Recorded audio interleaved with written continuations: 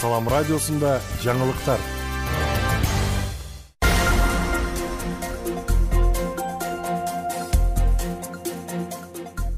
Саламатсыз бардактуу угарман жана көрүүчү, эфирде жаңылыктар түрмөгү, аны менен мен Нурпейла Шор кызы тааныштырам. Кыргыз-тажик президенттери Нью-Йоркто жолугушту. Кыргызстандын президенти Садыр Жапаров менен Тажикстандын мамлекет башчысы Эмомали Рахмон 19 сентябрда Нью-Йорк шаарында Бириккен Улуттар уюмунун 78 сессиясынын алкагында жолугушту. Бул тууралуу Кыргыз президентинин басма сөз кызматы маалымдады. Өлкө башчылары Кыргыз-тажик кызматташтыгын талкуулады. Жапаров менен Рахмон Кыргыз-тажик мамлекеттик чек арасын делимитациялоо жана демаркациялоо маселелерине өзгөчө көңүл буруп, башка темалар боюнча пикир алмашты деп айтылат билдирүүдө.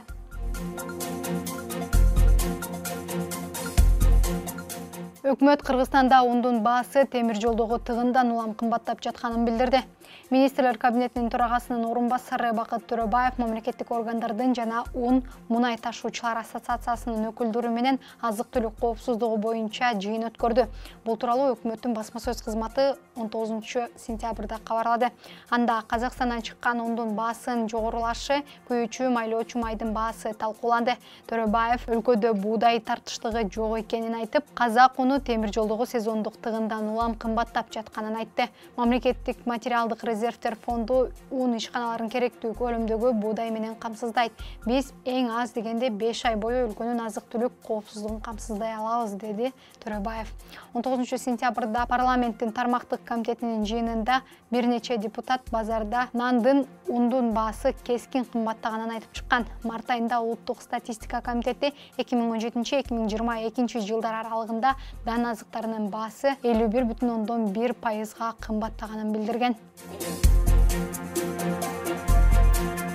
Милиция Кызылкая шаарындагы мектепке тартылбай калган 4 баланы аныктады. Бул тууралуу Салам медиага Баткен облустук ички иштер башкармалыгынын басма сөз катчысы Дамира Юсупова билдирди. Милиция кызматкерлери менен биргеликте шаардык билим берүү, социалдык коргоо бөлүмүнүн өкүлдөрү, ошондой эле социалдык коргоо бөлүмүнүн кызматкерлери шаар аймагындагы билим берүү мекемелеринде жыйналыштарды өткөрдү. Жыйналыштарда балдардын коопсуздугу тууралуу маселелер айтылып, кылмыштуулуктун алдын алуу багытында түшүндүрүү иштери жүргүзүлдү.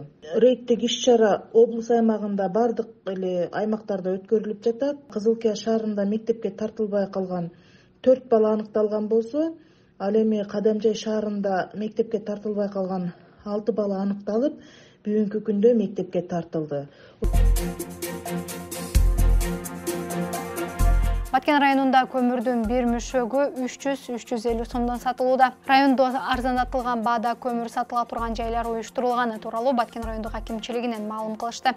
Район акими Очкунбек Жоробаев мындай жайлар Сүлүктүү шаарындагы көмүр шахталарынын жетекчилери менен арзан баада көмүр сатып алуу боюнча сүйлөшүүлөрдүн негизинде ачылганын белгиледи. Учурда Баткен шаарында сүлүктүү көмүрүнүн бир мүшөгү 300-350 сомдон сатылууда. Мындай арзандатылган баадагы көмүрлөр район аймагындагы бардык айылдарда уюштурулганы маалым болду. Ошондой эле суроо талапка жараша көмүр үзгүлтүксүз негизде ташылып турат. Азырынча арзандатылган көмүрдүн көлөмү чектелүү гана. Бир айыл аймакка 800 мүшөк кара алтын туура келет. Күндүн маанилүү учурлары мына ушулар болду. Кайрадан эфир аркылуу амандашканча саламатта туруңуз.